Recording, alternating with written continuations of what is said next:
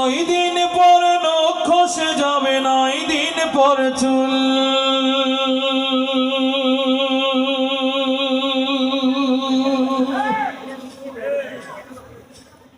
কবর গাহের সামান নিতে কইল না কেউ ভুল।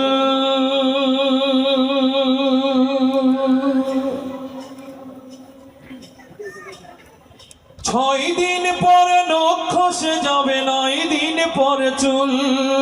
কবর গাহের সামান নিতে কইল না কেউ ভুল। কবর জায়গা ভালো নয়, আমল দিয়ে কবর দেহ সাজিয়ে নিতে হয়।